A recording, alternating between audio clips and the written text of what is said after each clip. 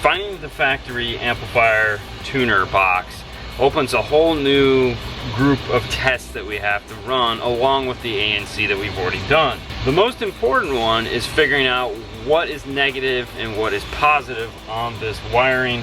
What is front, rear, or as we call 1, 2, 3, 4. This has 4 speaker locations on it. There's no center channel, there's no subwoofer. The mid bass and the door and the tweeter are the exact same wire, and we don't have to run it any differently because the Focal integrates into it using that existing setup. It's made to work that way.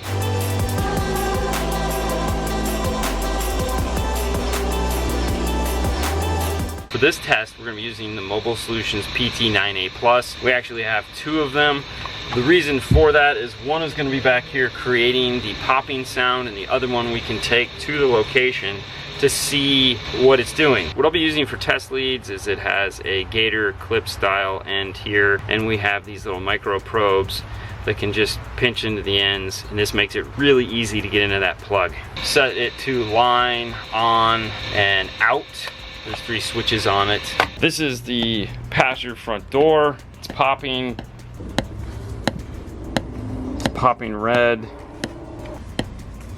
The tweeter's popping red. This is a signal we're creating. That means we grab the wires backwards. What's negative is positive and what's positive is negative. Switching the pins just so that I know what is what. Yellow, purple is positive and the light green is negative. I can hear the driver's front door popping. Let's go test that. Actually, it wasn't the driver's front door, it was the driver's passenger door.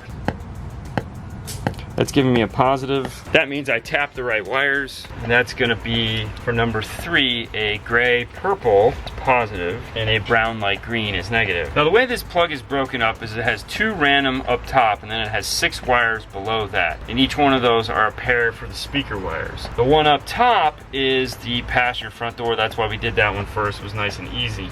Now we'll move over to blanks. Now I hear the driver's front door. I can hear that tweeter ticking. The reason why I test both the mid-range and the tweeter is to make sure that the factory didn't do anything weird. For example, like in a Toyota, the mid-range and the tweeter are usually flipped to compensate for their crossover points. Ford doesn't have that issue apparently. Also, on the plug, I pulled out the positive and negative, went over to and put them back in. So far it's actually going negative, positive, which is kind of cool. I like it when manufacturers follow some pattern. These wires are going to be a blue positive and a gray brown negative. 1 speaker left, passenger rear.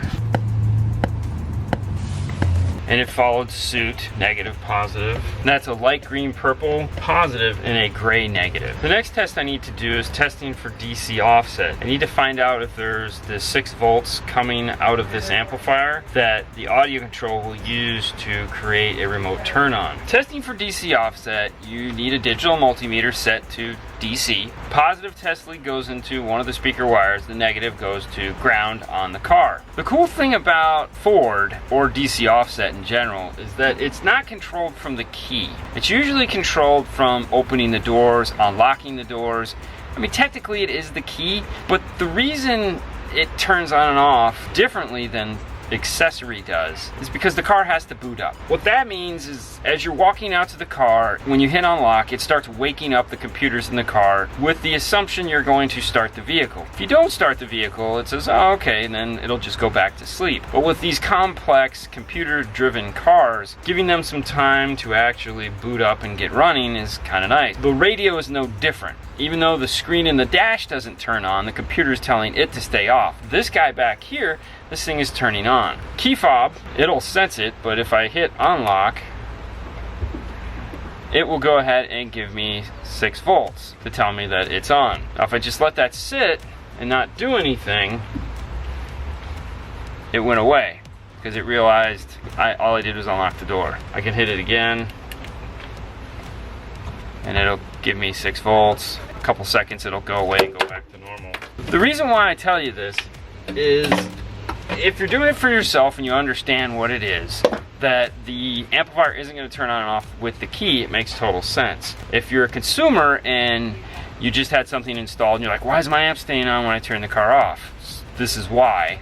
and it's not anything bad. Most of these only stay on for maximum we found of like 3.5 minutes, maybe 4 tops. The amplifiers are running at their idle current, which means it's only like 2 or 3 amps. It's basically enough to keep that LED on. This is good though, because we know that this has DC offset. We don't have to worry about it. I have an idea for the harnesses I want to use for this.